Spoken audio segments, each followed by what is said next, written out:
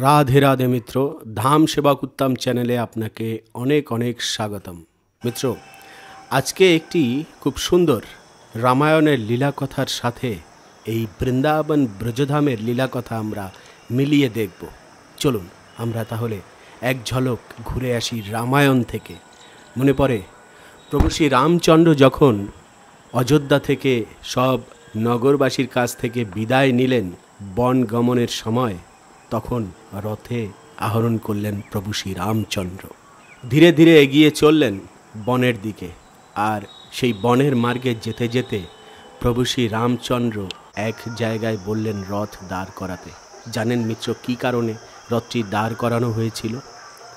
সেটি হলো প্রভু শ্রী রামচন্দ্র এই অযোধ্যার ভূমিকে প্রণাম করবেন সে কারণে, এবং সেখান থেকে একটুখানি মাটি গ্রহণ করবেন। কেন? এই রঘুবংশের, ইক্ষ্বাকু বংশের অনেক বীর যোদ্ধা এবং বড় বড় রাজা মহারাজা সবাই এই পবিত্র ভূমিতে জন্মগ্রহণ করেছেন এবং তাদের চরণ ধুলো রয়েছে এই মাটিতে।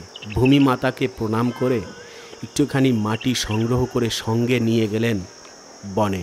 14 বছর যাবৎ সেই মাটিকেই পূজা করেছেন আর মনে করেছেন অযোধ্যার কথা। তাহলে আমরা এই ঘটনা থেকে কি বুঝলাম মিত্র বলুন? আমাদের প্রভু রামচন্দ্র যে ভূমিতে প্রণাম করে মাটি নিয়ে বনে গিয়েছিলেন শ্রদ্ধা ভরে, সেরকমই তো আমাদের এই ব্রজধাম বৃন্দাবন ধাম, যেখানে প্রভু শ্রীকৃষ্ণের অনন্ত লীলা আর ভক্তদের পদচারণা রয়েছে, তাদের রজ রয়েছে। অনেক ভক্তরা এই বৃন্দাবন ব্রজধামে আসেন, কি নিয়ে যান বাড়িতে? যমুনার জল আর হলো ব্রজের রজ। ব্রজের রজ দিয়ে তিলক কাটেন এবং ভগবানের সিংহাসনে রাখেন, তাতে গোবিন্দও অনেক খুশি হন। তাছাড়া এই ব্রজের রজ যার বাড়িতে থাকে, কোনো অশুভ শক্তি সেখানে কাজ করে না, তাদের ঘরে মঙ্গলই মঙ্গল ফিরে আসে। এটি শাস্ত্রের কথা, ভক্তদের কথা। অনেক শক্তি এই ব্রজের মাটি। এই ব্রজের মাটিতেই ভক্তরা এসে গড়াগড়ি খান। যারা গোকুলে দর্শনের জন্য গিয়েছেন, বৃন্দাবনে এসে জানেন সেখানে রমণ রীতি রয়েছে। যে রেতের উপরে আমাদের প্রভু রমণ করেছেন, সেখানে ধুলোয় লুটোপুটি খেয়ে রজ নিয়ে বাড়ি ফেরেন। তো মিত্র, ব্রজধামে আসার জন্য অবশ্যই আপনিও চেষ্টা করছেন বা মনে মনে ভাবছেন যে ব্রজে যাব। আর অনেকেই আমার সাথে যোগাযোগ করার চেষ্টা করেছেন। তো অনেক চেষ্টার পরে সেই শুভ দিন হয়তো আমাদের কাছে চলে আসছে। অনেক ভক্তরা চিন্তা করেন বৃন্দাবন ব্রজধামে যাব, গিয়ে যদি কোনো বাঙালিদের কাছে উঠতে পারি, কোনো বাঙালি মন্দির যদি খুঁজে পাই, তাহলে বেশ সুবিধা হয়। এক তো ভাষাগত কারণ, তারপরে পরিক্রমা আদি সব কিছু বাঙালিদের ধারা হলেই ভালো হয়।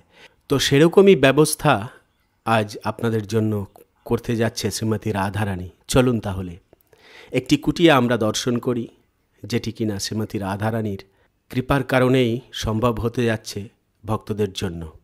তো মিত্র, আজকে অনেক ইনফরমেশন দেওয়ার আছে। জমি সংক্রান্ত তো আছেই, রুম সংক্রান্ত বিষয় নিয়েই আজকে কথা বলবো। তো বলেছিলাম যে আমি হোমস্টে চালু করব। আমাদের টোটাল 11খানা মতো রুম রয়েছে।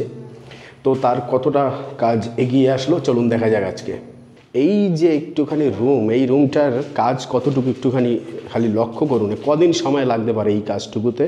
ফ্লোরটা টাইলস হয়েছে, একটা গেট লেগেছে, আর এই যে গ্রেনাইটের ফ্রেম তৈরি হয়েছে। উপরটা কিন্তু এখনও পর্যন্ত খালি, ঠিক আছে?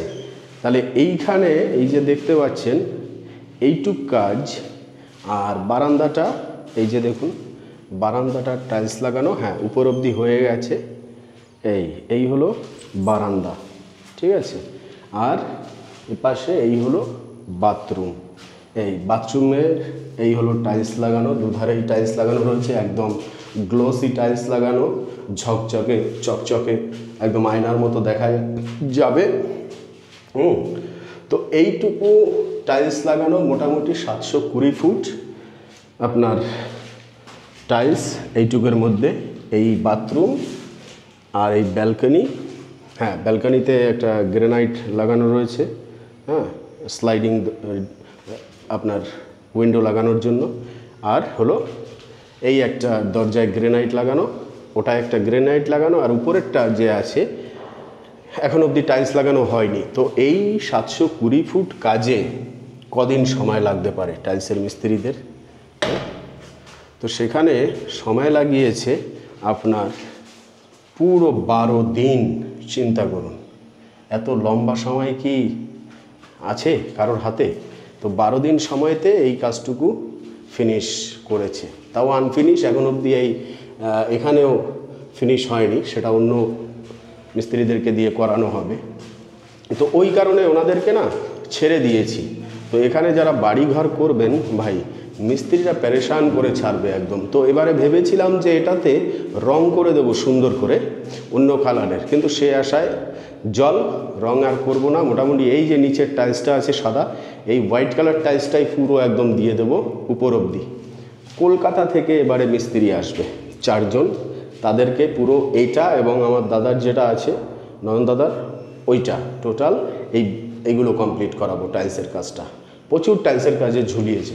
এই একটা রুম আগে চালু করব ভেবেছিলাম, তাতে এই অবধি, আর এগুলো তো পড়েই আছে, এখন অবধি কিছু হয়নি। শুধু এই একটা দরজায় যে আছে ফ্রেম লেগেছে, আর এই যে পুরো টাইলস এখানে পড়ে রয়েছে সব, এই পুরো একদম কাঁচা কাজ এখন অবধি। তো যাই হোক, এই অবধি হলো কাজ। আর অবশ্যই কমেন্ট করে বলবেন যে রুমগুলো কেমন তৈরি হচ্ছে। হ্যাঁ, মতামত অবশ্যই জানাবেন, কেন আপনাদের জন্যই তো তৈরি করছি। আপনারা আসবেন, থাকবেন, একটা বাঙালি পরিবেশ, ঘরোয়া পরিবেশ পাবেন, কোনো সমস্যা নেই। তো ছাদের কি অবস্থা চলুন দেখে আসি। এ হলো সিঁড়ি, উপরতলাতেই। সিঁড়িতেও গ্রেনাইট লাগবে, তারপরে রং হবে, টাইলস হবে, অনেক কাজ এখনও। জল তো মিস্ত্রিদার সচ্ছে না, বৃষ্টি বেশি হলে পরে জমে যাচ্ছে প্রচুর জল। মশলা এই যে এই জায়গাটা না পুরো পুকুর হয়ে যায়, এরকম অবস্থা। আচ্ছা, আর এইখান দিয়ে বুঝলেন জল যায় মিস্ত্রিদা, এই গোড়া দিয়ে চুয়ে চুয়ে জল যায়, পুরো ভিজে যাচ্ছে নিচতলা।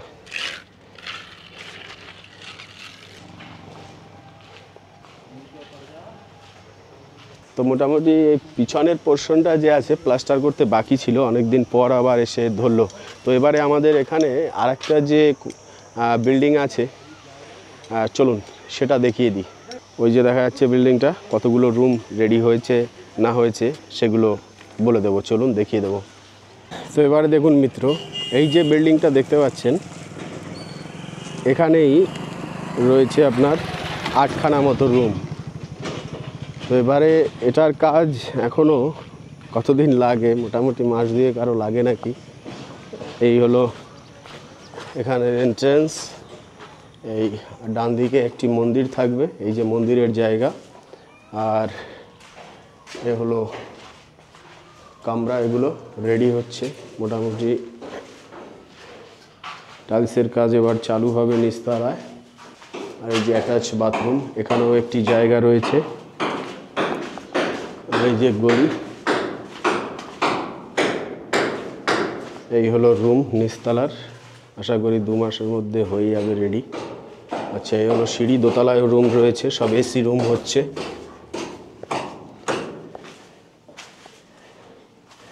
আর এই যে গিজারের জন্য গ্যাস পাইপ লাগানো হচ্ছে এখানে।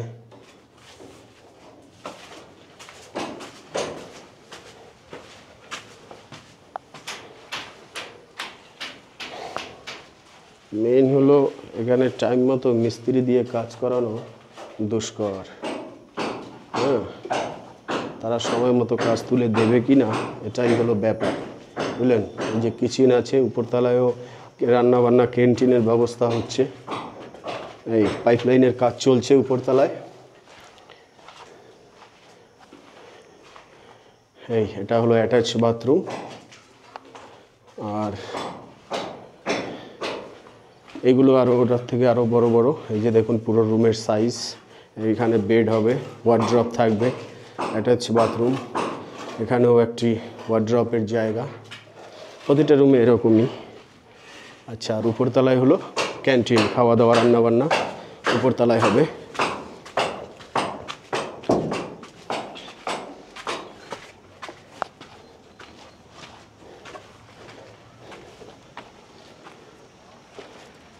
কেউ সনাতন দা, আপনি তো চলে আসলেন।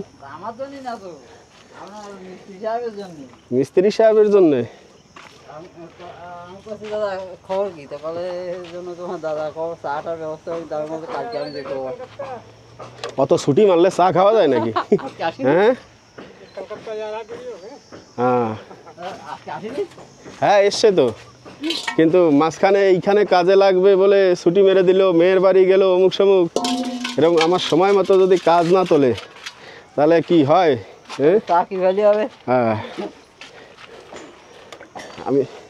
আমি যে সময় বানাবো সে সময় তো উনি ছুটি মারে। এই হলো ব্যাপার উপরতলায়। হ্যাঁ হ্যাঁ, তো যাই হোক, এই হলো অবস্থা, নেই কোনো ব্যবস্থা এখন অবধি, ব্যবস্থা তৈরি হচ্ছে। তো মিত্র, জায়গা জমির কথা এবারে একটুখানি বলি। জায়গা এখন নিতে গেলে প্রচুর দাম, প্রচুর খরচা, মানে 17 লাখ 18 লাখ 20 লাখ টাকা করে 100 গজ জমির দাম। আর আমাদের কলোনি, আমার হাতে আর কোনো জমির খোঁজটোজ নেই, ও যা লাগবে সে এসে খুঁজে দেখবে কোথায় আছে। অ্যাকচুয়ালি আমার হাতে সময় নেই জমি খোঁজার মতো, এই হলো ব্যাপার। তো এই যে দেখুন প্লটগুলো খালি পড়ে আছে, ওই দেখুন আমাদের গিরিরাজ গোবর্ধনের পরিক্রমা মার্গ, এই পরিক্রমা মার্গ থেকে ঢুকেই একদম সরাসরি এখানেই হলো এই প্রপার্টিটি। হ্যাঁ, রাধাকুণ্ড শ্যামকুণ্ড হলো ওখানে একদম। এতদিন যে প্রবলেম হচ্ছিল বাঙালিয়ানা একটা পরিষেবা দেওয়ার, সেটা এই দাদার কারণে সম্ভব হবে এবারে। মোটামুটি আমাদের 11খানা রুম এখানে চলবে কার্তিক মাসের আগে, তো অবশ্যই আগস্টের মধ্যেও দেখা যাক কতদূর কী কাজ হয়। সেপ্টেম্বরের মধ্যে পুরোপুরি ফিনিশ করার চিন্তাভাবনা আছে। এই হলো অবস্থা এখন বর্তমানে। আর বৃষ্টি বাদল কিন্তু বেশ ভালোই হচ্ছে এখন ব্রজে। আর এবারে এখন যেতে হবে মিত্র গেস্ট হাউসে যেতে হবে, যে আরেকটি গেস্ট হাউস রয়েছে সেখানে, কারণ কি সেখানে কলকাতা থেকে টাইলসের মিস্ত্রি আসছে, তাদেরকে সেখানে রাখবো, রাখার পরে রুম দেব একটা আমাদের কলোনিতে, তারা থেকে কাজ করবে এখানে। এগুলো ব্যাপার। আর এই যে মিস্ত্রিরা বসে আছে এখানে কাজ করছে। অনিল ভাইয়া কা ক্যা হুয়া বাতাও। হ্যাঁ, আজকের এই ভিডিওটি ছিল এই অবধি। পরবর্তী ভিডিওতে আবার দেখা হবে, কথা হবে। সে অবধি ভালো থাকবেন, সুস্থ থাকবেন। রাধে রাধে।